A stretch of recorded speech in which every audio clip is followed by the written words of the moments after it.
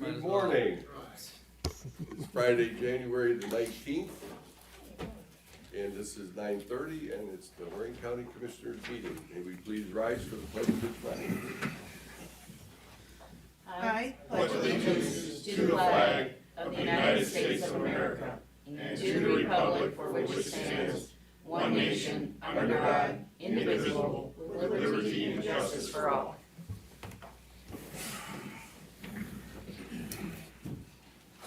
Commissioner Riddell. Here. Commissioner Moore. Here. Commissioner Hung. Here. We have a quorum. We have a presentation today regards to septic systems, and Mark Adams, the Health Commissioner, is here. To the podium, please, Mark.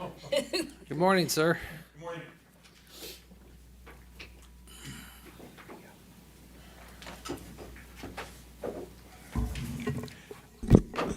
Good morning, everyone. Commissioners and guests, it's a pleasure to be here to be able to talk to you about it, about the O&M program, so the Operation and Maintenance Program. Briefly, what I wanted to do is go over just a touch of history first.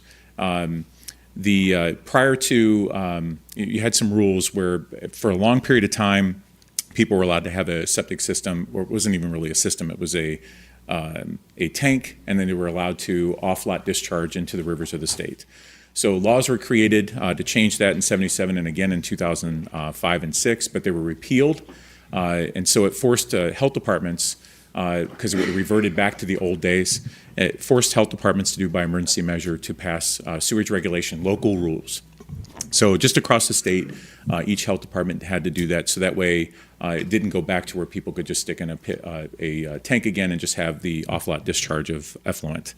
But it took 8 years for the legislature to act, and they did in 2015. They created the new rules, the new sewage rules that came out in the Operation and Maintenance Program.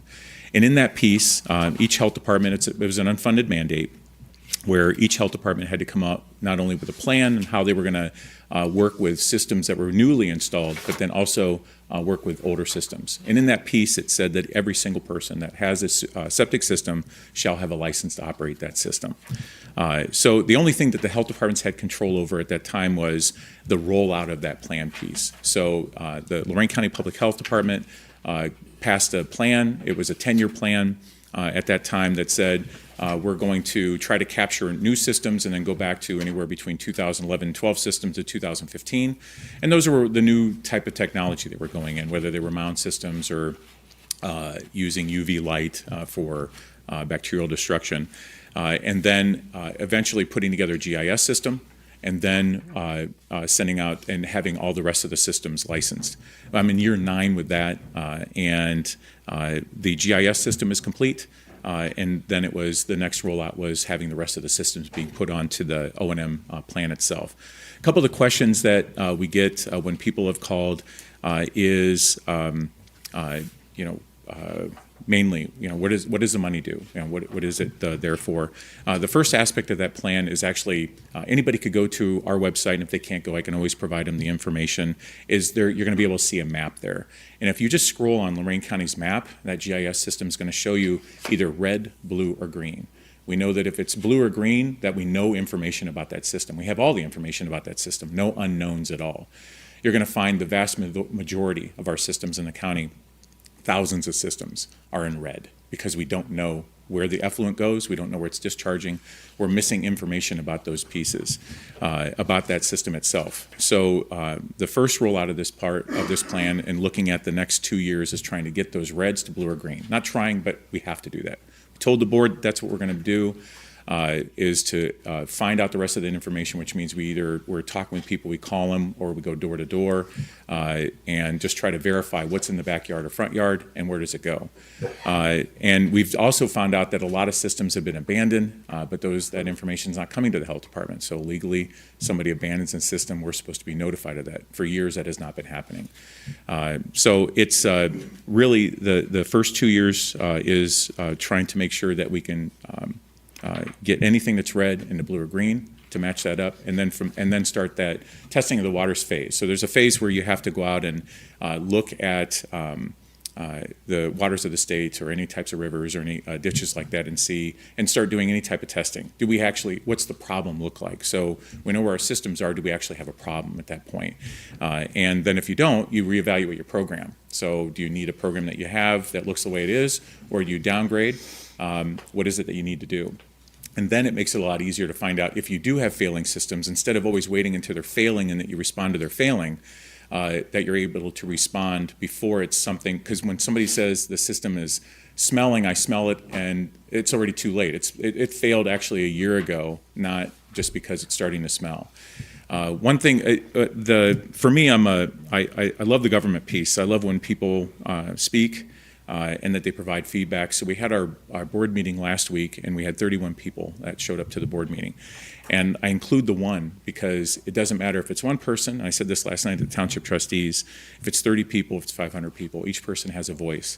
And so if one person tells me that they didn't know what was going on, or if 30 people tell me, or if 100 people tell me that they didn't hear anything about it, that still means they give me that feedback. That's a way that I can fix that, so that way if we're ever communicating with the citizens again like that we take that into consideration and say, we missed this group.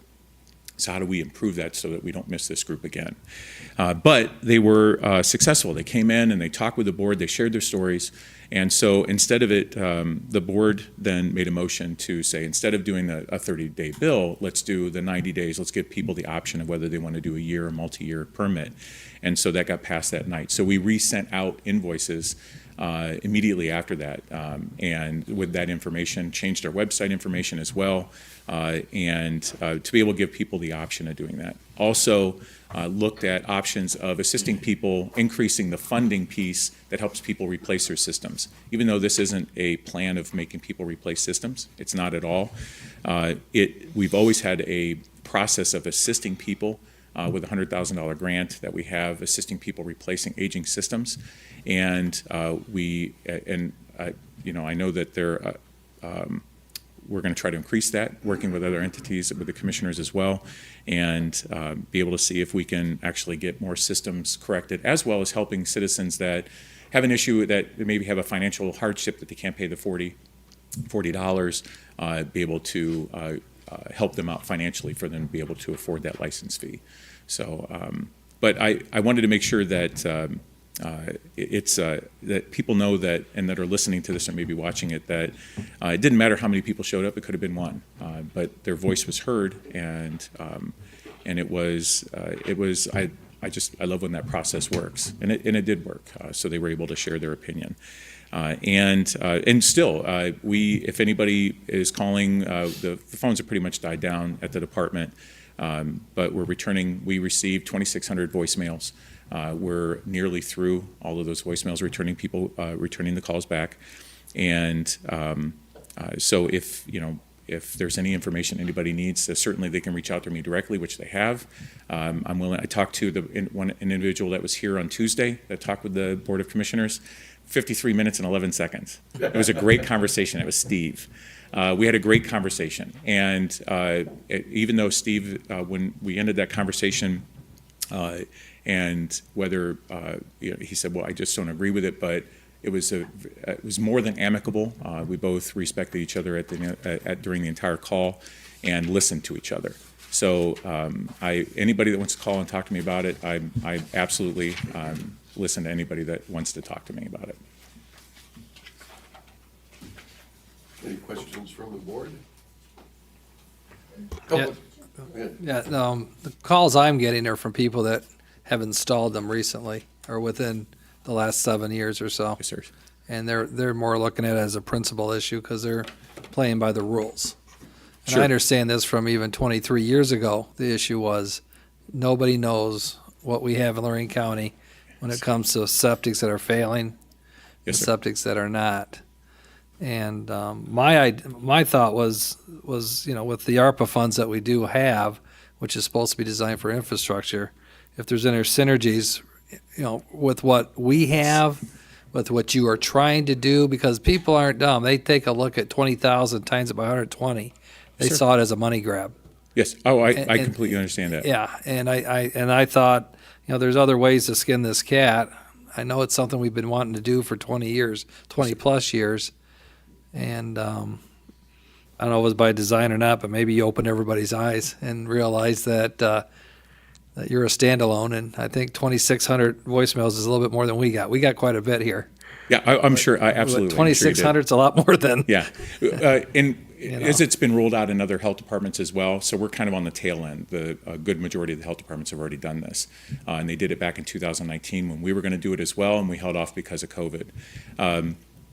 The same thing was the same theme occurred in each of those, and that was a third throw your letter away.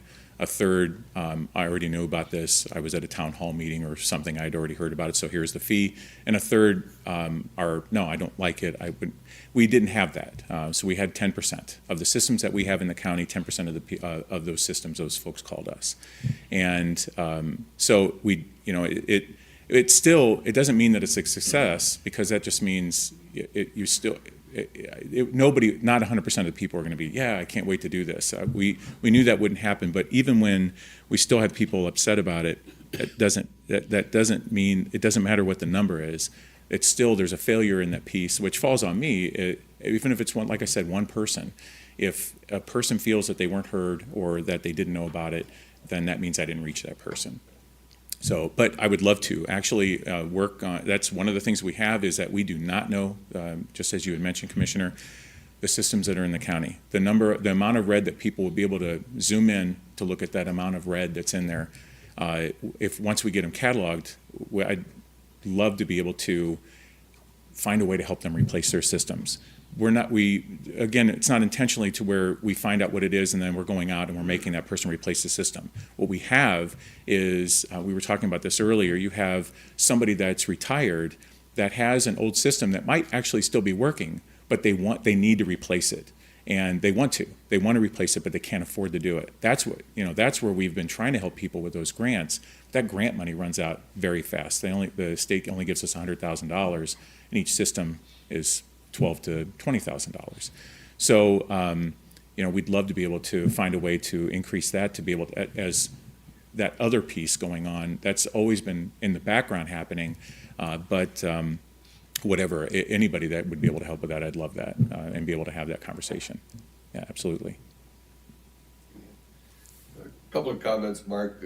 I thought you did real well at the meeting with defending yourself without a Kevlar vest. And, Thanks.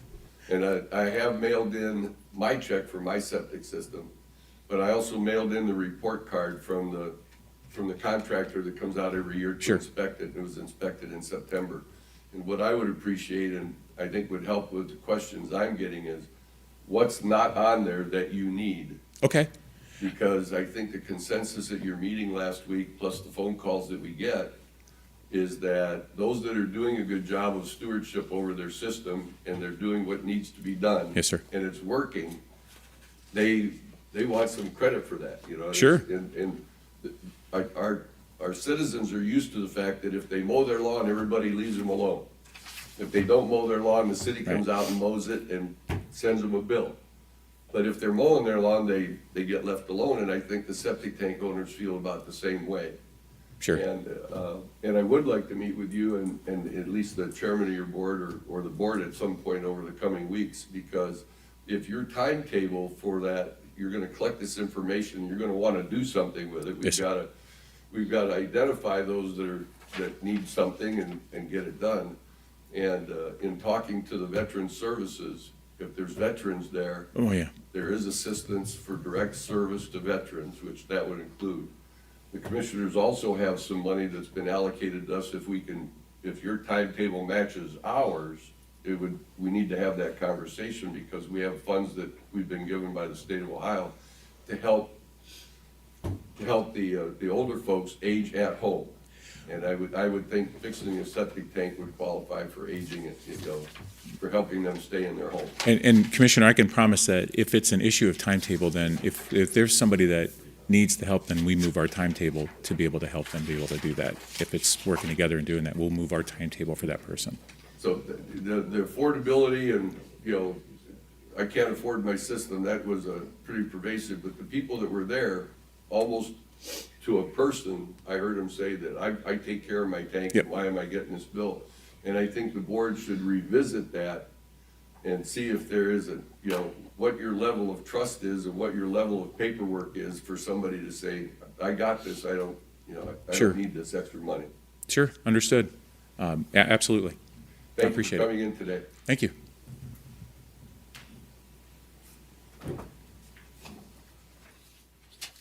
Our next presentation is on permissive tax, Engineer's Office, Mr. Kleiber, Mr. Dufalo, and Ms. Hopkins.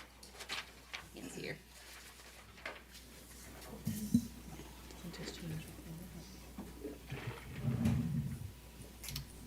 Okay. Good morning, Commissioners.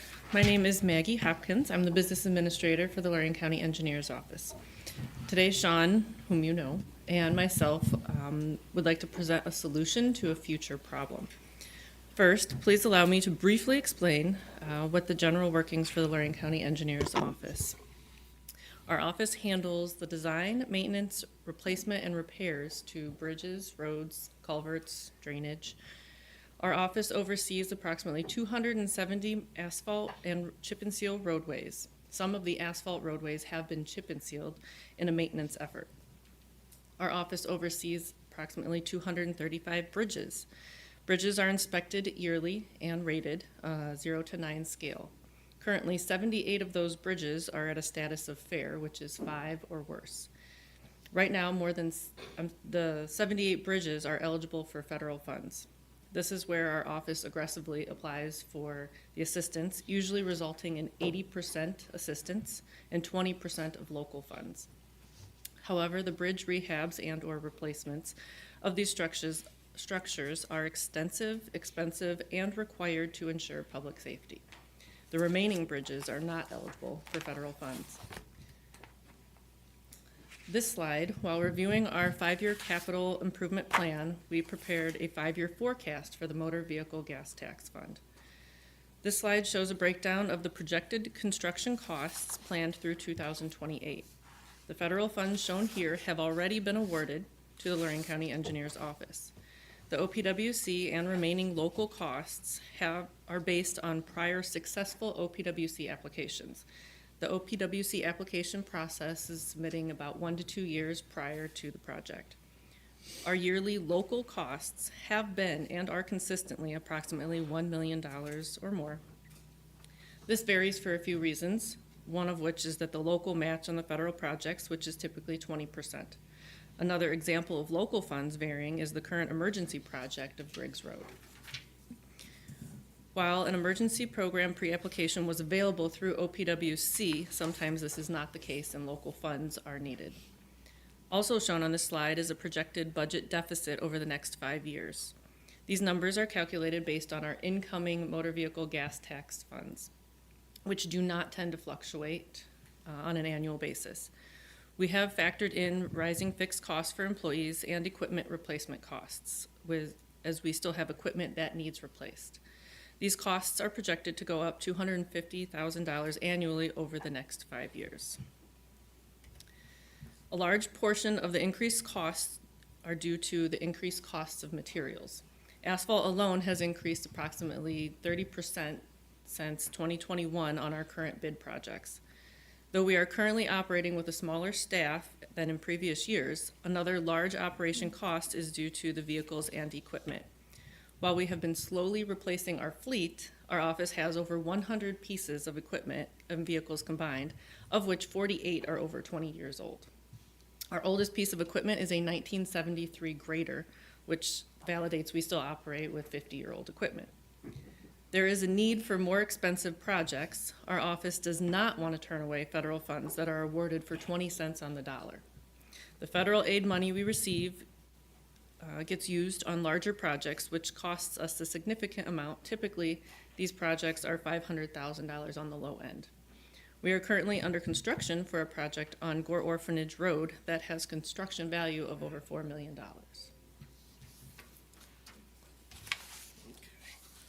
Morning, Commissioners. Now, Maggie has kind of gone over the issue that we may be facing. I'm going to talk about the permissive fees and what they are. They are all $5 fees. There are 4 of them available to us. They can be used for the planning, construction, the maintaining of roads and bridges. We would plan to use them for exactly that. We would never plan to use anything like this for hiring of additional employees or anything like that. And if it were to get to that point, we could write the resolution or a resolution. Obviously, you guys would have to approve that to dictate where those funds go and where they could be used. There are several people that can enact these fees, several entities, counties, municipalities, and townships.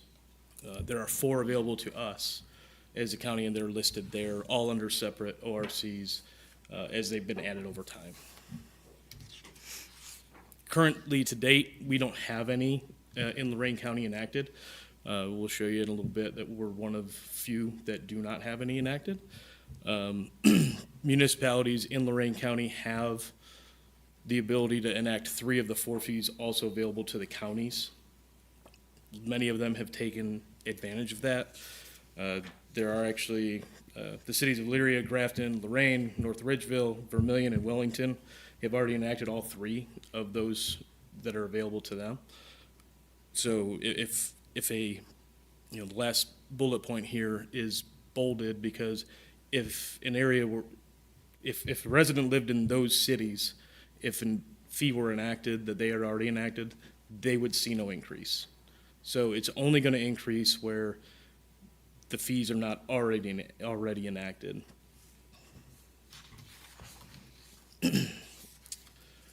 So how do we compare, right? So we thought a lot about how to show how we compare with other counties. One of them is population. By population, Lorain County is the 9th largest county in Ohio. This here is the top 10 counties in Ohio based on population. Lorain County highlighted there, and also shown is those top 4 numbers are those ORC numbers that are the permissive fees that are available to counties. What's shown there is who has enacted what. As you'll see, 7 of the remaining 9 already have enacted all 4. The other 2, not being Lorain County, have enacted 3 of them. Again, it's just showing larger counties have larger amount of vehicles, more vehicle miles traveled, more infrastructure in general. But again, I think it does show that our office has done well to not be able to have to approach this to this point. Again, as I mentioned, there are counties without some permissive fees. There are 20 of them, in fact, and they're shown here on this slide. Trumbull County is in the process of trying to enact some fees. If we take them out of it, we're over 3 times larger than all of the remaining counties. So again, just kind of showing where we stand in comparison with other counties in Ohio. These next couple slides, I'll try and be brief. It's just a breakdown of where the money would go from each of the different ORCs, each of the separate permissive fees, if they were to be enacted. 450402 would all go to the county, 100% of it. However, it's important to note that all but 4 municipalities have already enacted this. So those additional 4, they could write to the county if we were to enact it and request their funds essentially from us. What we collected, they're eligible to get. The next slide, or next fee, 450415, 50% of the money collected within the city residents would go to the city, 50% would come to the county. Again, it's boring, and I apologize for that. It's just, again, no increase where they've already been passed. And then when you're in the townships, 70% of that fee collected would come to the county, 30% would go to the township. Again, the next couple here are shown, 450416, 100% is coming to the county. Again, many municipalities have already passed that. So those cities we would not take any funds from. It's also important to note we do a lot of work in the cities. We work with cities regularly. We have 32 bridges within the cities. So money we collect from residents in cities would be used in cities. And then this particular one, again, 70-30 split with the townships. The last fee is the most recent. Cities do not have the ability to enact this fee. That was shown back on a couple slides ago, the top 10 counties. That was the one where 7 of them have already done that. I believe this fee opened up available to the counties within the last couple years. Finally, this slide would show the generated revenue as a total. And it's going to show you where the revenue would be coming from, city residents, township residents. Total revenue, that 85% is shown to, that's a suggestion from the state of Ohio. That's what they essentially have told us to use as a budgetary number. What's not shown is the portions going to the cities, to the townships. That's not included in this slide. This is only what the county would get. Also shown is that deficit Maggie talked about over the last 5 years, or over the next 5 years, I apologize, which is obviously the reason we're here. I think our office has done a very good job over the last many years completing projects, getting federal funds. We're actually top 2 or 3 in the state as far as counties is with how much federal funds we have committed to us. And we just want to be able to continue that, right? This is a method, this is an avenue for us to be able to continue that level of service for the county and to potentially even improve it in some cases. Everyone loves when chip and seal is going on, right? We get calls, I'm sure you guys get calls. We would love to be able to, instead of chip and seal on a road that's typically asphalt, be able to pave it every now and then, maybe a little sooner than what we can currently get to, right? So that's really the main driver here, that and not losing federal funds. We want to always be able to have money to pay as our local share, because federal funds are always, in general, always going to be 80-20. Sometimes we can get a little bit more based on what we have done. It's like a bridge credit program, but again, we can, it's generally always going to be 80%. We always are going to have that 20%.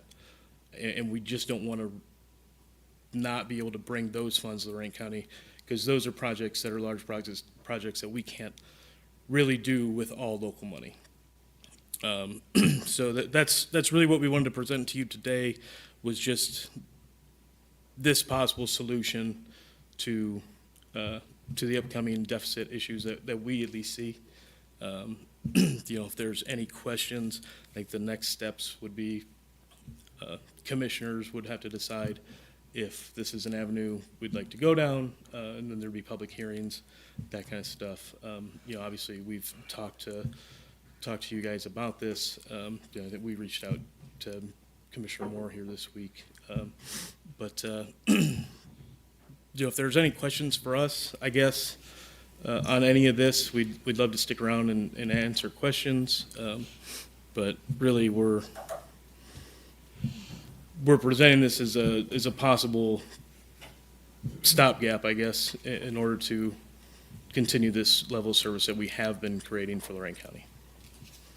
Questions from the board? Yeah, usually you get the money from the general fund anyway. The 20%? We Not the don't get 20%? general fund money. Everything comes from motor vehicle gas tax. So right now, you have to go back to the screens to see.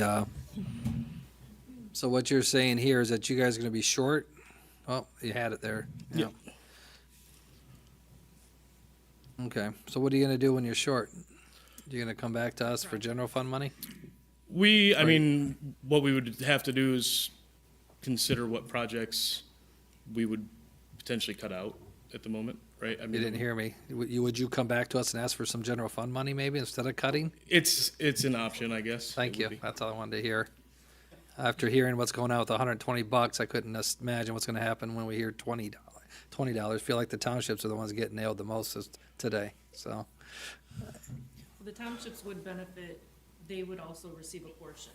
The townships would receive their 30%. The money would come straight to the auditor's office and be dispersed to the townships in those first 3. the townships would start receiving money. They wouldn't have to, they haven't come to help enact it. It would be us helping them to enact. Right. Have you guys done a presentation to the Lorain County Township Association yet? That would be next, Commissioner. Okay. We wanted to present that here today first. Okay. It's also worth noting that any action taken prior to July 1st this year, no fees would be collected till after January 1 of next year. So again, we were just trying to get out in front of this. So basically, you're getting in front of it, but in order to move forward, you need a majority of this board to pass? Yes. Yes. Okay, thank you. That's all the questions I Mr. have. President? Bob, last night, did you get to talk to Jared after the meeting about getting on the schedule for the township? I wanted to see how this meeting went first, and to see if there's some interest to help support us going forward, because that would be the next, the next step we would have to do is go ahead and get the resolution started, begin the public hearing processes. This board has to have 2 public hearings, we have to have notifications. I would obviously want the townships involved in that, so if we start that process, that'd be the next thing to get them on board as well. I would rather have the townships request this. That's how I would see this. With, working hand in hand with you and then coming to us. That's how I see it. Am I missing something here or what? I don't know why they would ever request it. Is it- Because a lot of townships, okay, I'm just saying that's the calls I'm getting right now from townships. 'Cause- We can meet with them. I think there's a difference between, you're talking about the practical way that this operates as opposed to the way that it has to operate under statute. Correct. I think what Bob is saying, and I'm not an expert on this, but I think what they're saying is the way that you kick it off is to come here first, Which they did. which they did. Yep. And then I think that the next step is to go to the townships and see what support can build there. It's what, Correct. you want to see some support in the townships before they come back. Correct. That's the practical answer. And that was the plan, like you said, next month to go to the Township Association meeting. Bob, you look confused. Well, see, that's the problem we face is, you're correct, Commissioner, the majority of the roads and bridges that we have are in the townships. So again, if we don't do those roads because we don't have the funding, they're the ones that would suffer with, they're the ones that complain about the chip seal roads, their residents complain. That becomes the question is whether the township, or what do the residents want? It's the residents that call us there going, why are you chip sealing this road? This should be an asphalt road. We agree. But the problem, money-wise, you see, and the other issue we always have is, federal funds are great, there's state funds, but most of our roads, our rural roads in town, they're not eligible for either one. So we're forced to go back, what do we have locally that's left? And that's usually why you end up with the chip seal program. Which everybody loves. Oh, they love it. I've been to plenty of township meetings. Everybody loves chip seal, yeah. Not everybody hates chip seal. There are certain areas of the township that's what they know and expect. But when we're starting to creep up into the areas where they've not known it, that's when we get the calls. And the other dilemma, I've talked to some of you about this, Mr. Armbruster knows as well. One issue I said, well, we should go to the vote of the people. And that would be good to do, but the problem is, as Mr. DeFall pointed out, most of the cities have already put this, they're already enacting it. So if we went on the ballot, people would be voting on something that they're already paying. Because obviously, well, I'm not gonna pay anything more, I'm voting no. Well, you're already paying it, it's not gonna matter what you vote on that. It's who is not paying it that would be affected by it. So it But becomes you very can target difficult. the vote to those that are affected, though. You can't target. No. the Can't vote. target, None you have of to go the- countywide? None has to of be the fees that have countywide. been enacted by a vote. It's all been Oh. through a resolution with the commissioners. And to step forward, if you notice, it was Trumbull County has not enacted, that's the issue they've had. Their commissioners always said, well, we need to get this voted on by the public, and the problem is the big cities in Trumbull County already have it. They all vote no, and it doesn't affect their fee, and then the county ends up with nothing. As an example, like City of Elyria is one of the 3 that have passed the 3 of the 4 that are open to the county. If the board were to, if we were to get the support from townships and the board were to move forward, pass the first 2 or 3 of them, City of Elyria residents would see no increase when they go to renew their license plate. And that's kind of, I think what we're talking about is, I mean, they're gonna vote no, I don't wanna pay another $5. Well, you're not gonna pay another $5. Question, Sean, is did I hear you correctly that those that have already enacted it, this will not disturb their revenue stream? That's correct, yes. Yeah, Okay, so- once they have it, it's theirs, and Right. it's not available to anyone else. And a question from the conversation that we had a week ago. that I think is germane is that this has been available to the townships and they've not enacted it, correct? That's correct. So I think the question for the engineer and for the commissioners is, if they're the major benefactors and they haven't enacted it, why not? So I think we could learn a lesson from the health department and Mr. Adams and let them understand what it is we're doing so it doesn't look like a mandate, but they understand that, yes, this is gonna cost them money, but they are the major benefactor. Timing is everything. It didn't help us. And last, Commissioners, the one problem that always faced politically is, you notice a lot of the rural counties don't enact it. The issue is no one wants to pay it. And the problem is when you A have tax so, is a tax is a tax. and when you have so Fee. few residents, the $5 doesn't generate that much money countywide. As you see the big counties, when you have populations of over 300,000, a $5 fee, it's not much on you, but it does generate enough money you can actually do something with it. When you only have a population of, say, 40,000 in the county, and you add that $5, politically, it's not generating enough money, and also the residents hate you, and you're not generating enough money to even pave one road, so. Yeah, that was an interesting fact that came out about 60 days ago, and that's 37 of Ohio's counties have a population less than 45,000. And we have cities at Sorry. 45,000, so. Sorry, Mark, you're gonna be the butt of a few stories here. So. I've always appreciated. How about this? We're learning a lot from you. How's that, you know? It's a So, teachable moment. yeah, But it's true. you know, and that's kind of what I was looking at is what happened here. How do the best way to go out to the townships is through an association meeting. Absolutely. That's, we're bringing it to a public meeting is the kickoff to try to let everyone Okay. know what this is and what could be coming. We agree with you. We go to the townships next, but we didn't want to present something to the townships and then you guys hear about it. Well, we through back appreciate doors. No, we appreciate that part. Yeah, will you send us an email to let us know when you're gonna be speaking? I'll get that set up for next month, and I think what she said last night, it was February 19th, or somewhere around that time. Yeah. Well, we commend you for looking ahead.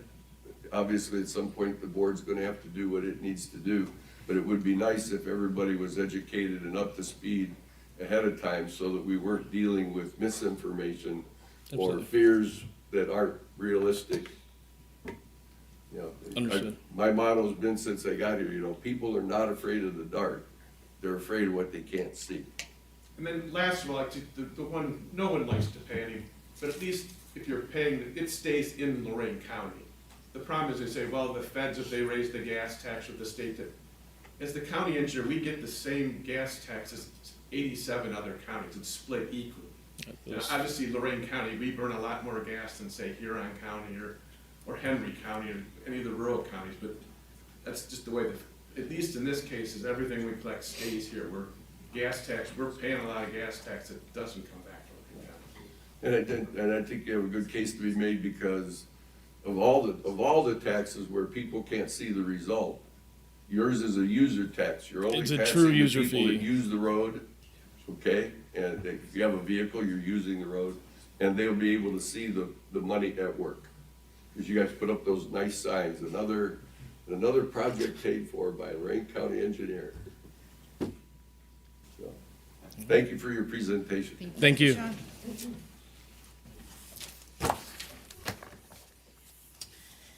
I guess we can start our meeting. Under resolutions number 1, investments. Move to approve. Second. Discussion. Commissioner Hung, Yes. Commissioner Moore, All right. Commissioner Riddell. Aye. Number 2, appropriations.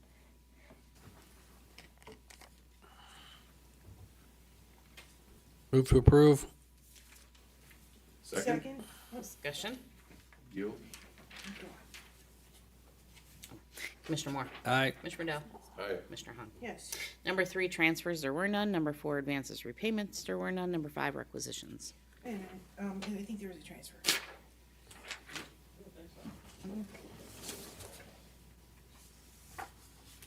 There's a bunch of, I think you had a wrong sheet, because I don't have anything here. Oh, This is just the appropriations. And this says 118 again, so this should be 119. Can you go back, Victor? Yeah, if there are none here. Okay, Is that that? all right. This is this. Do you have this one? I must have last week's and this week's folder. Well, we voted on it, very good. No, I don't have a That's motion Lindsay. or a second yet. Oh, yes. No, we Appropriations. voted on it already, that Yes, one. okay. Yeah, All right, sorry. Okay, number 5, requisitions. sorry, fellas. Okay, requisitions, page 1 of 4. Again, we'll take any discussion on a page-by-page basis and then try and collect it all in one motion. Board. Might be my share drive yesterday.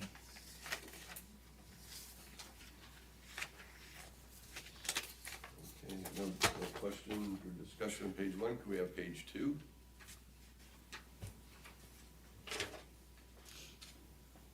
And just a note that it does say January 18th, but these are for January 19th. We just need to get that Okay. changed. Why is it January 8th on the top? Correct, but it should be 119. Okay. We'll let it slide. Page 3.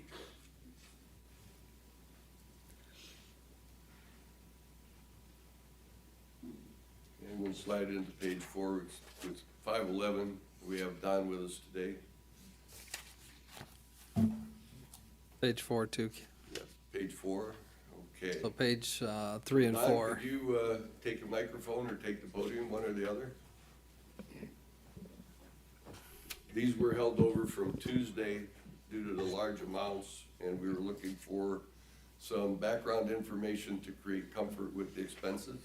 My pleasure, Board. Thank you for giving me the opportunity. Let's start with, I'll just work my way backwards with 513 to KEM for $337,000. This project, or this request is our general services contract that's been awarded previously through RFQ. The contract itself runs coterminous with the NPDES permit, and this provides the county with a wide variety of services. Within this dollar amount is actually a carryover from 2023, so money that was previously appropriated for. And I think it does demonstrate that the district, just because we award a contract for a certain dollar amount, the engineering firm or our professional service firm is not getting that unless those services are provided. So in this case, they work with the district to do all of our permit compliance. They're out running laboratory testing for illicit discharge detection and elimination program, where we actually work very closely with the health district within our urbanized areas. We end up taking water samples during dry time. There shouldn't be water. If there is, we need to explain what it is. Sometimes it's permitted from, say, an NPDES system. Sometimes it's a failing septic system. We have to run those tests, identify. If it's failing septic, we have to hand it to the health district. They do the follow-up. Other times, we find broken water lines, and we'll let rural water know that they have a broken water line in the area. So that's one example of the services. Also, they do general design.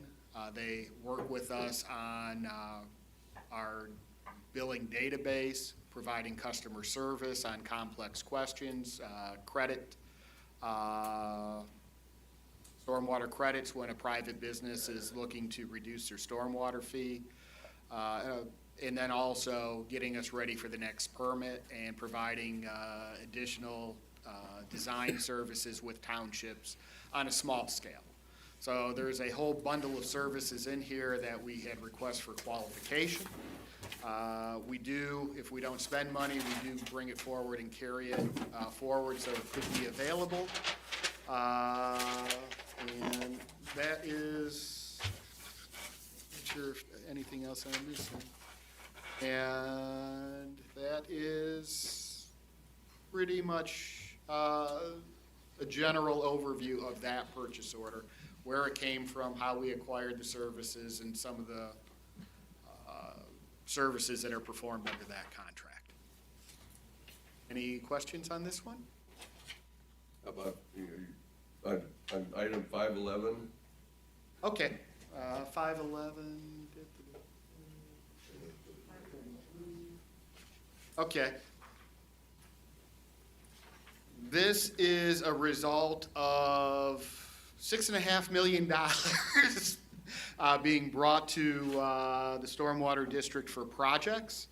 So those projects have been split among various firms and the county engineer's office to provide design, surveying, and other necessary services to bring these through to construction. So this, we had originally awarded some dollars to begin these processes last year. Again, you'll see that we do have a carryover. Now that's because these projects are still under design. I will say that in conversations with the clerk of the board, one of the concepts she reminded is when you're under contract, maybe don't close the purchase order and reopen it. It reduce paperwork for everybody and perhaps not have all of these issues. So thank you, Teresa, for some words of advice. But we are also asking for some additional money to be able to add projects in Elyria Township Hag Halter that we're studying. There, we've already identified one issue that's going to be difficult, and that is there appears to be a failed culvert under a CSX rail line. So I'll be working with CSX to see if we can't get that one complete. Law Road in Grafton was a project that was identified. That's now being set up to go for funding. Wellington Creek in Penfield, we're finalizing design on that and are ready to go after purchases. Quarry Road out in Brighton Township, and then Rochester Village, they've partnered with us on a stormwater program. We're using some of their fee to improve a storm sewer in the village of Rochester as well, and they're putting ARPA funds in addition to, but we're the contracting entity for that. So this is a bundle of services that we're getting for this project, or for this purchase order, and is greatly needed for us to continue to move our ARPA projects forward. How are we doing on the speed? Because I know that was supposed to be a 10-year plan, so. We've got I told you 2 years, and I think it's like probably was too aggressive. It might be, but I'm not done yet. Okay, And I'm okay. not out of time yet. And we do have another project with getting ready to go before the board for a presentation, Curtis, which will be another $250,000+ ditch project. So they are coming through. We did just award a contract at the end in December to Dennis Concrete on Firelands. We have Fortune Ditch, hopefully, fingers crossed, will be let loose within 30 days or so. That one's ready to go out to bid once we get through the appeals. And I would like to thank Dan Petticourt and his staff, Greg Peltz, and Jacob for really running that and keeping us informed as that moves forward. So as far as those projects are going, I'm not too concerned about being able to spend the money. There's been a couple of delays that were unforeseen, but that has not stopped us from pushing forward and continuing to get these ready. But the main thing is getting them done by 26, correct? Correct. Okay. And you don't feel, Not at all.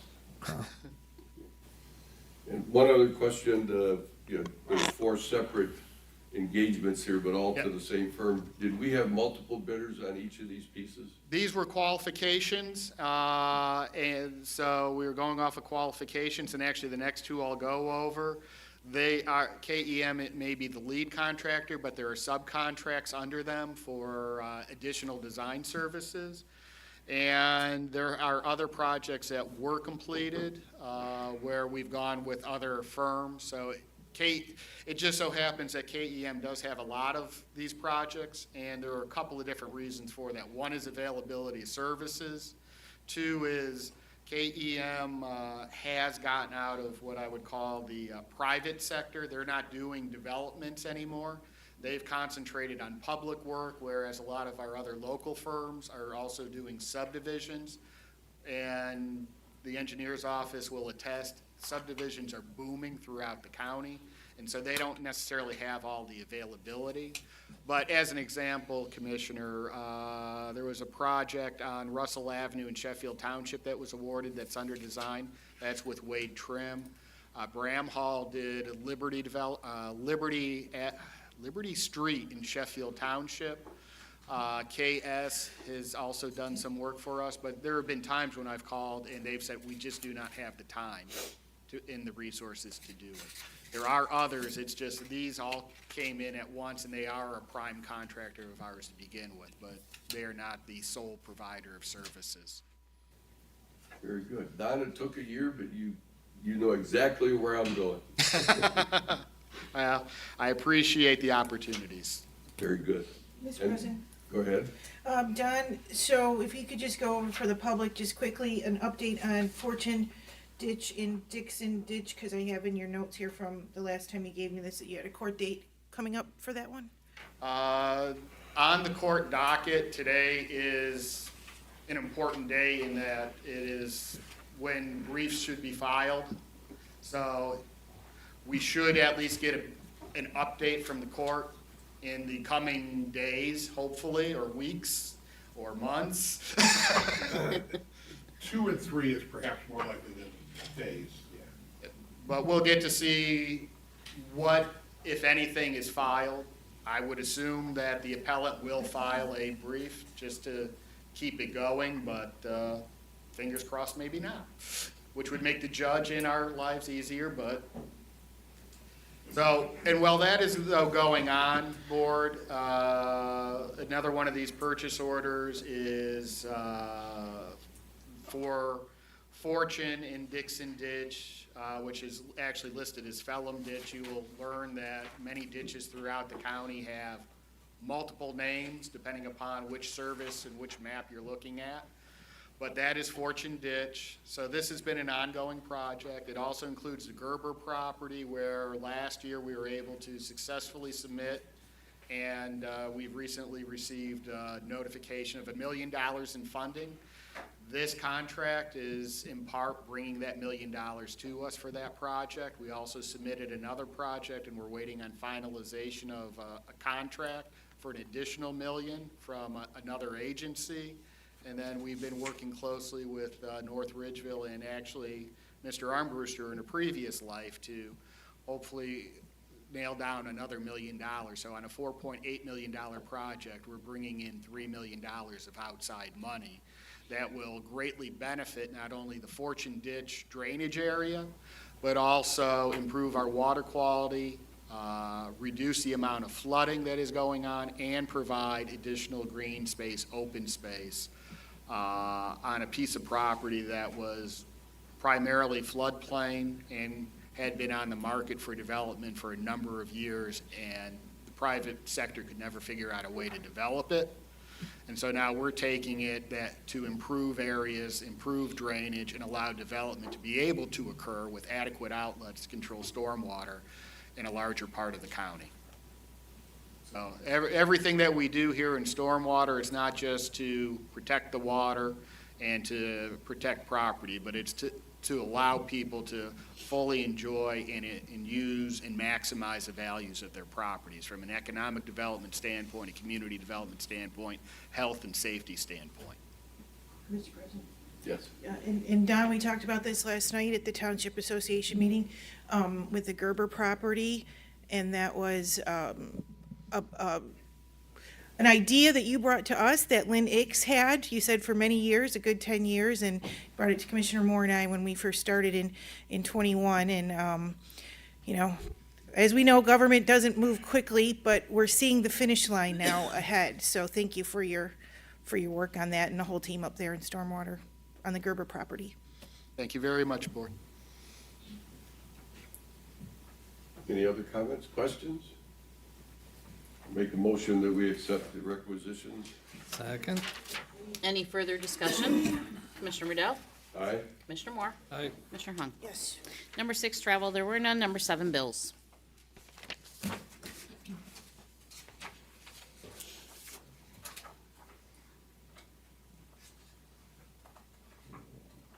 page 2.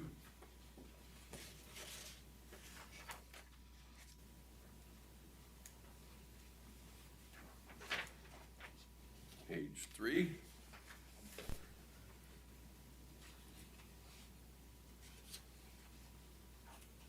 Page 4. We have one item on page 5.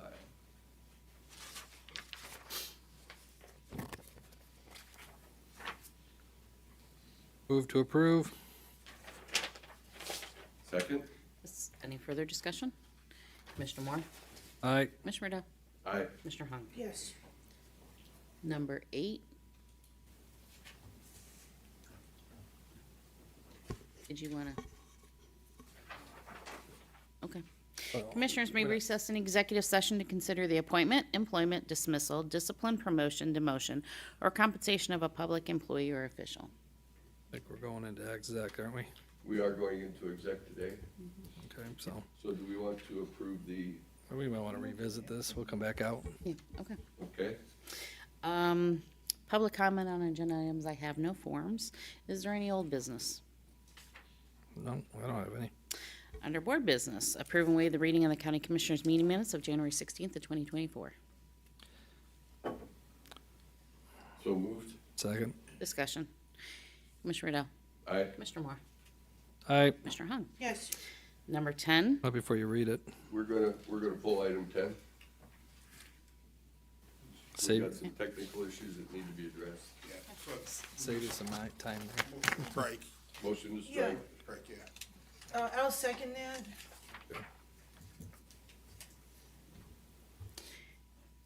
Commissioner Riddle? Aye. Commissioner Hung? Yes. Commissioner Moore? Aye. Number 11, entering consulting services agreement with MCM Consulting Group in the amount of $360,000 for project management coordination and implementation of a P25 next generation public safety wireless communication system, which will be paid from contract services account.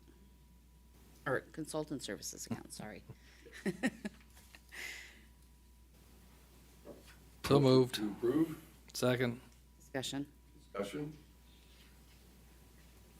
This is the, for the benefit of the public, this is MCM, which is the designer of the communication system. This is a separate engagement that they quoted at the time for the management of the construction.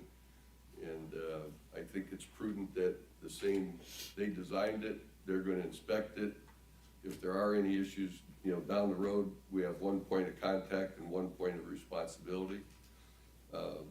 We weren't expecting to do this so quickly, but they've already, in an effort to get Lorain County going, there's already been equipment delivered to 911, and so it seems appropriate that we engage the, you know, the project in essence is starting, even though it's not installed, equipment is arriving, and we're very pleased to do that, because it means that we'll be on target this summer for implementation of some of the first pieces, parts of that system. Any further discussion? Commissioner Riddle? Aye. Commissioner Moore? Aye. Commissioner Hung? Yes. Number 12, authorize an accrued compensation payment in the amount of $522.01 to Lorain Municipal Court employee bailiff Peter Torres, representing the county's 2/5 share. So moved. Second. Discussion. Commissioner Moore? Aye. Commissioner Hung? Yes. Commissioner Riddle? Aye. Under the airport, 13, authorizing matching grant application to be submitted to the Ohio Department of Transportation, Office of Aviation, in the amount of $3,156.60 for fiscal year 24 Ohio Airport Grant Program to reconstruct segmented circle construction at the airport. Amount requested from ODOT represents 5% of the total eligible project cost. Sponsor will be responsible for 100% of any or all non-eligible items. Final project breakout is 90% FAA, 5% sponsor, and 5% ODOT. So moved. Second? Discussion.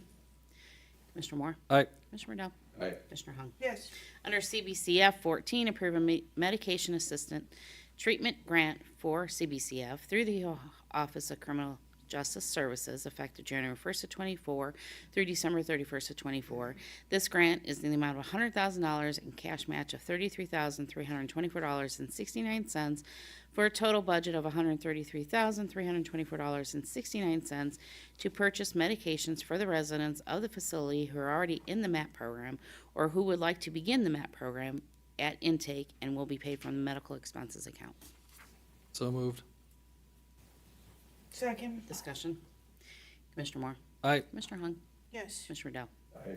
Under the engineer, 15, enter an emergency contract with Dennis Construction in the amount of $121,558 for the replacement of the Griggs Road culvert number 0427 in Huntington Township. November 16th of 23, the Huntington Township trustees notified the engineer as to the excessive erosion and pavement settling a culvert number 0427 on Griggs Road, County Road 43. Based on the emergency nature of the road closure, OPWC emergency program pre-application was submitted to assist with funding the culvert replacement and was approved on December 1st of 23. This will provide 80% of the estimated project cost up to $106,832. Authorize administrator to notify the auditor to release retainage at completion of project, and this will be paid from the engineer bridge account. So moved. Second? Discussion. Yes, I have one. Bob or Sean, whoever, this was an emergency project, so I take it that we didn't have time to go through the public bid process? We did not go through the public bid process as far as advertising the paper. What we did is we reached out to 5 or 6 contractors that we know do this kind of work, and each of them submitted us a quote on it. Very good. You're getting almost as good as Don. You know right where I'm going. The township's really anxious to get this. I can imagine. Is That's there all I anything have. further? Okay. Commissioner Moore. Aye. Commissioner Dell. Aye. Commissioner Hung. Yes. 16, approve and authorize the engineer to enter into consulting services agreement with American Structure Point, Inc. in the amount of $155,000 for the completion of Stage 2 plans and right-of-way plan development for the proposed roundabout at Oberlin, Elyria, and LaGrange Roads in Carlisle Township. September of 2020, federal highway funding has been approved in construction of a modern roundabout at the intersection of Oberlin, Elyria, and LaGrange Roads in Carlisle Township, and this will be paid from the engineer project account. Move to approve. Second? Discussion. Second one, Bob, right? First one Was Baumhart in 113. in 21, yeah. And actually, I would like to comment on this project. Unfortunately, one of our own employees had an accident at this intersection this week, so I think Oh, this wow. roundabout makes a lot of sense. And I can tell you from the tracks in the snow at Baumhart and 113, everybody knows how to use the roundabout now. There's no more going up over it. Yeah. No, That's good. there are no tracks over it. I think They were it, there last one. I think it was the leather chair and the TV they put in there. I don't know if you knew that was there for a while, but you know. Yeah, I think people are becoming much more accustomed Yeah. to them out here in Lorain County, so. Anything further? Commissioner Hung. Yes. Commissioner Dell. Aye. Commissioner Moore. Aye. 17, award and enter in a contract with JCL Equipment Company of Sinai, Ohio, in the amount of $507,325 for the paint truck project in Lorain County. 3 bids were received on November 16th of 23, this being the most responsive complying with specifications. The down payment of $200,000 will be paid from the capital equipment account, and the annual lease payment will be paid from the equipment lease account. So moved? Second. Discussion.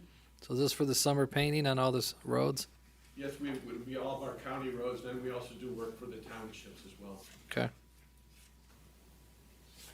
Anything further? Commissioner Riddell. Aye. Commissioner Moore. Aye. Commissioner Hung. Yes. 18, authorize an 8-year lease purchase agreement with KS State Bank on behalf of the engineer in the amount of $300,000 for the purchase of the Mack Terra Pro chassis paint truck. Annual lease payments is in the amount of $448,713.08 to be paid from the MVGT equipment lease account, and this will begin in 2025 and end in 2032. So moved? Second. Discussion. So we're subcontracting paint and we're buying paint trucks? No, we do our paint inside. That's all done in-house. But when we talked about yesterday, the force account, our own employees do the painting. This is just a financing package for the capital purchase in item 17. Yes. Yes. Okay. Anything further? Commissioner Riddell? Aye. Commissioner Moore? I Commissioner Hung? Yes. knew there was a tie-in. You notice that, doesn't that 2032 scare you? I can remember, Yeah. 2000. 19, authorize 25% freeze thaw load limit on various township roads in LaGrange Township. Thaw moisture period is in accordance with the Ohio Revised Code 5577.07, effective February 1st of 24 through May 1st of 24. Move to approve. Second? Discussion. Commissioner Hung? Yes. Commissioner Riddell? Aye. Commissioner Moore? I Prosecutor 20, retain legal counsel with the law firm of Dooley, Gambala, McLaughlin, Pecora Company, LPA, for representation in the matter filed in Lorain County Court of Common Pleas, number 23 CV 211010, Lorain County Police Chief Association versus the County Commissioners on a TPO. so moved. Second? Discussion. Commissioner Moore? For the public, this is a kind of a catch-up thing. This refers back to the litigation that we had before our meeting Yeah, it's a TRO, from December. yeah, it's a TRO in December, and this is just, because that happened, there's no notice of it, it happened very quick. Weren't able to put the application in place before we retained counsel. Commissioner Moore? I Commissioner Riddell? Aye. Commissioner Hung? Yes. Under the Sheriff 21, amend Resolution 22-689, adopted September 21st of 2022, entering an agreement for inmate phone services with Inmate Calling Solutions, LLC, ICS, Texas. Amendment is to expand the volume of inmate tablets, which are utilized for education, treatment, parenting, and vocational, religious, and legal content, in addition to entertainment content, as well as providing electronic, postal, mail services for increased contraband control. ILS will provide 90 additional tablets, pay commission rates to the county of 70.1% of phone call revenue, and extend the term of the current agreement to July 21st of 2029. Move to approve. Second? Discussion. Commissioner Hung? Yes. Commissioner Riddell? Yes. Commissioner Moore? I County Administrator.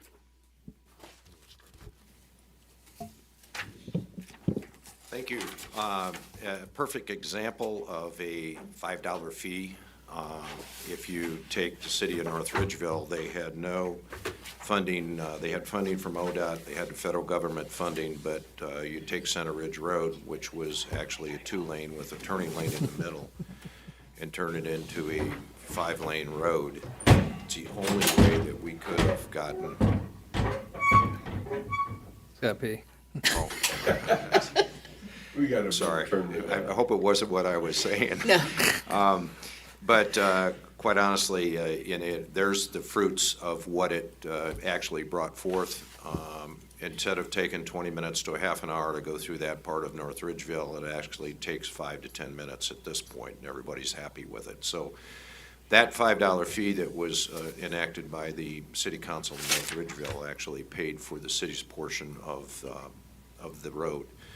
And I know that being over there, as I was for 15 years, that because of the license plate fee, we've been able to meet the 20% match when it came to OPWC projects. And we don't tar and chip. In most cases, we use asphalt, and that certainly has helped us over there in the city instead of using tar and chip to actually get it permanent. From that, moving on, we continue to meet with the prosecutor's office, the city of Elyria, new administration, their safety service director, Pinalski. There's been some conversations with the fire chief in Elyria, but we continue to work with MCM, the federal communications people, the FCC, with regards to the agreements that should be and are going to be in place for the movement to the CCI radio system. And we look forward. I know that Dan Petticourt is working hard with Pinalski through that process. We're going to have a conversation actually with the federal communication system because the city of Avon is involved in this. They actually own the licenses. And we're getting further communications from the SEC as to how we can use those through the process and who is responsible for those licenses as we move forward. So, but the project is moving. There's been a lot of communication. There certainly isn't any holdback on the county's part, nor the city of Elyria, nor MCM. We're working as fast and as hard as we can. Dan, would you like to comment further? Yeah, I spoke with the city yesterday. What's happening is we've exchanged drafts. We're in a good place. They had some questions about costs that I've got information from you. They've got information from their side. I don't anticipate any slowdowns. I think it's moving at an appropriate pace. And, the issues with the FCC are a different thing, but that shouldn't affect this at all. So, which I anticipate in the next several days will be done. Thanks. To move forward, you can see the 200th, the banners that are here. I take my hats off to the committee and Teresa and the group, Gary Gibbs. We're actually going to use these banners. I know that there's Amazing Shake and again North Ridgeville. There's some other things at Fireland School that they've asked us to come out to help these young kids, to inform them of what jobs are available at the county. We're going to take these banners to promote the 200th anniversary on May 24th of 2024. It's a perfect example of how this committee has come together and is going to promote that May 24th day so we can celebrate. We have we've met with Gary Gibbs and the Visitors Bureau and actually have put together a possible joint proposal between the Visitors Bureau and the county to hire professional people to help us get our message out through Facebook, through X, Twitter, or whatever you want to call it, to get the message out, to help us better distribute the quarterly articles that we send out to the group out there. It may be a less costly way, but in the next 2 weeks, we hope to give you an idea, as there's some professional groups that we've met with, and we would share that expense not only through the county, but we'd split it with the Visitors Bureau to get their message out, to improve not only the Visitors Bureau image, but our image and our messaging to the county. Because, and I'll say it, sometimes we give the information to news outlets, and it certainly is not reported in the way that maybe it should be. And both sides are not really told, and this is a way that we can actually tell both sides and get the message out maybe better to the residents of Lorain County. And then today, I know that there was a level 2 issued for the snow. Karen and I were in communication this morning at 6:10. I think that's when the message came out. My wife said to me, she says, "I think your phone's going off again at 6:10. And I says, "It's not Commissioner Moore, it's actually the sheriff, and it's not Commissioner Rydell or Commissioner Hung." My message back to Karen is that, look, I looked outside, it's 2.5 inches, maybe 3 inches of fluffy snow. I didn't look outside, actually walked out there, and I said, this is different than 16 inches of wet snow. We will not be closing the county buildings down. I'm not sure what the other elected's going to do, but we owe it here to drive reasonably and slowly and to try to get here without any accidents. And I really appreciate the county employees that did come to work today, and in all of them, through the judicial system, through the whole process, because we are here to serve our bosses, the residents, and not to serve ourselves. So I really appreciate the fact that they did come in.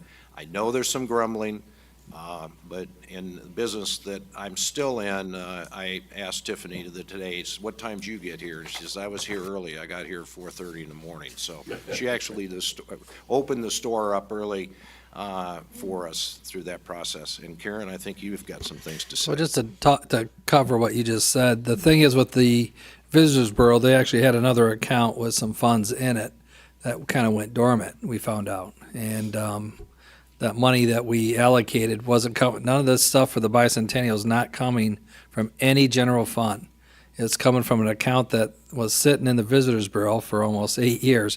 We had to go down, the board had to make some motions to get 2 people to get signature cards in it.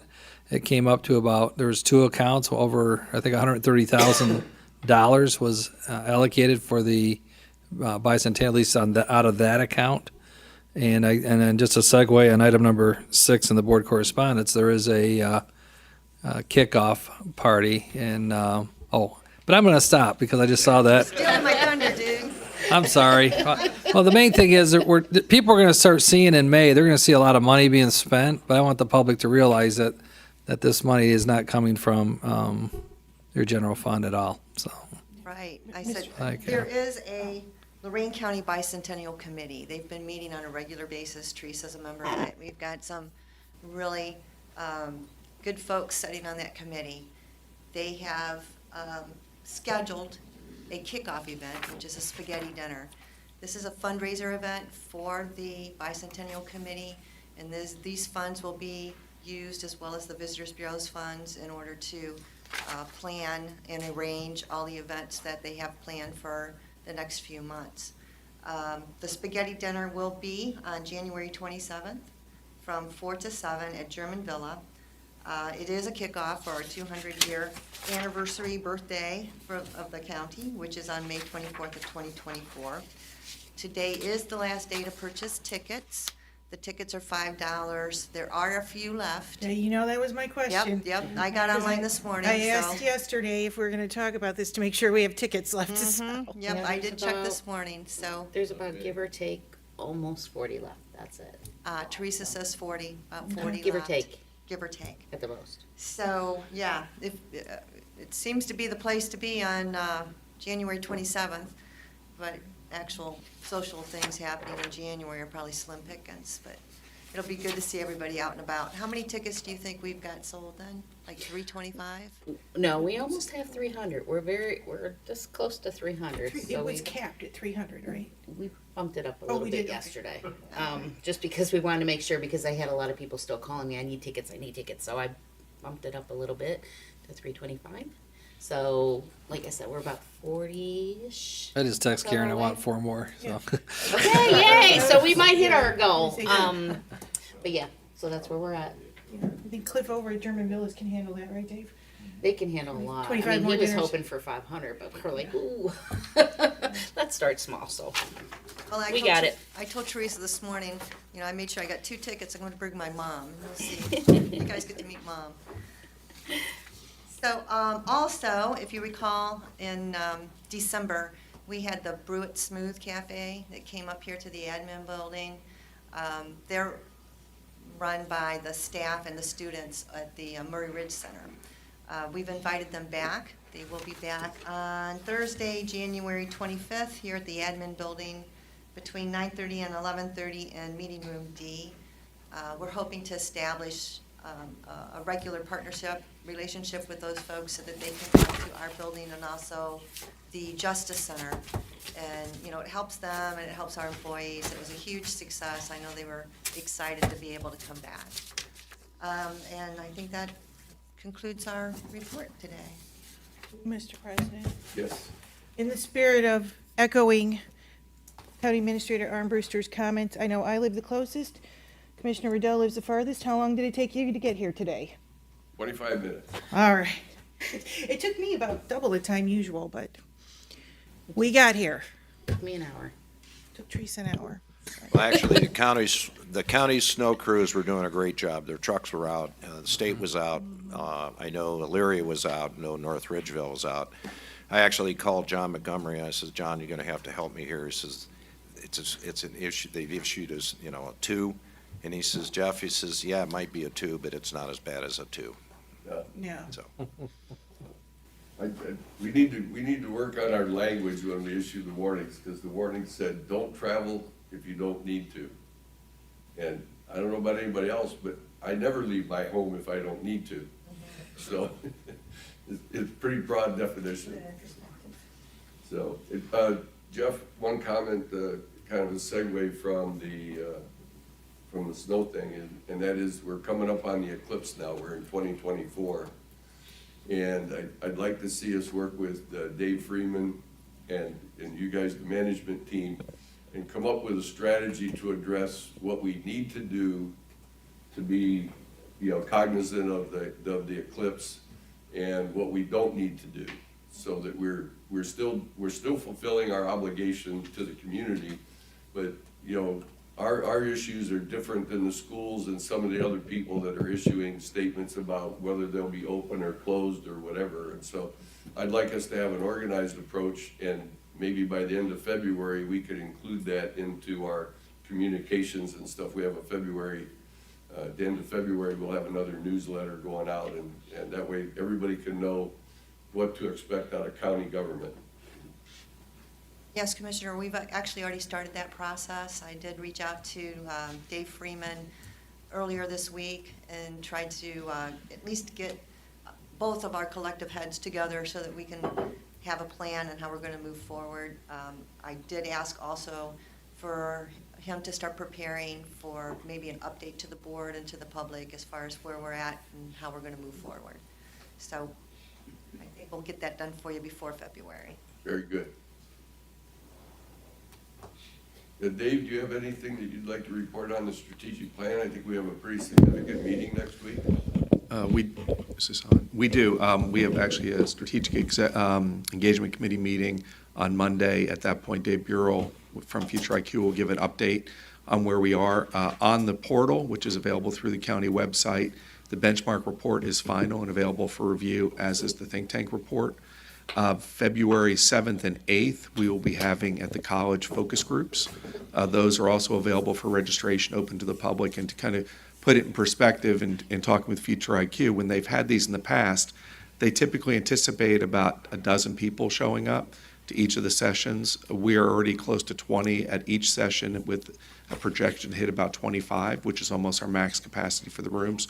So they're encouraged by the amount of local engagement and participation from the county residents. Future planning going out, January 29th, there will be Survey 2 available on the website. All of this material, in conjunction with the Community Foundation, will be in English and Spanish. So we're encouraging all residents, regardless of your the language in which you speak, to participate in the process. That survey will go out January 29th, and March 25th, we will have the final report presented at the college between 10, it'll start at 10 a.m. on the 25th of March, and that information will be going out as we get closer to that date. Very good. Anything else, board? I just have that on next Tuesday, January 23rd at 9 a.m. will be our stormwater management meeting, and at 11 a.m. will be investment advisory and the board correspondence. Make a motion to waive the reading of the board correspondence? Second? Discussion? Commissioner Hung? Yes. Commissioner Dell? Aye. Commissioner Moore? Aye. Is there any new business? No, and public comment, we don't have any forms. Do you need a motion, Teresa? To go in executive session? You gonna read Yeah. it? You gonna read it, Jeff? I forgot to bring my, I got my cheat sheet. you got yours? Very good. Nothing beats experience. Following a majority vote, the county commissioners, in this case, will adjourn to executive session for the purpose of considering one or more of the matters identified in ORC 121-22. Unless expressly stated otherwise during executive session, matters discussed in executive session are designated by the commissioners as confidential. Because the confidentiality of such matters is necessary for the proper conduct of government business, any disclosure outside of executive session is prohibited by ORC. And I remind you, we will be discussing and deliberating, but we will not be making the decision in private. I move to do that. Second? We're going into executive session and talk about personnel as discussed by the clerk. I believe there are also questions about public contracting for which the board wants to obtain advice of counsel, so I would ask that you amend your motion to add going into executive session for the purposes of discussing potential public contracting. Okay. Just that. I thought I covered it all by saying statute 121. No, you got to specifically state it. Got to specifically say it. I got it. You But we got it? already had a motion by Commissioner Hung to do that until you read that, so. No, I asked if you needed a motion. I didn't make the motion. Okay, all right. So Commissioner Riddell, Aye. Commissioner Moore, Aye. Commissioner Hung. Yes. Are you sure about that? Because we didn't make the amendment. Well, I asked the motion be amended. Oh, so that's included? Yeah. Okay, We have, okay. it's not been uncommon for me to suggest amendments while you're in the process of it over the last couple of Okay. years. Thanks, Vic, we're done. Teresa, you wash your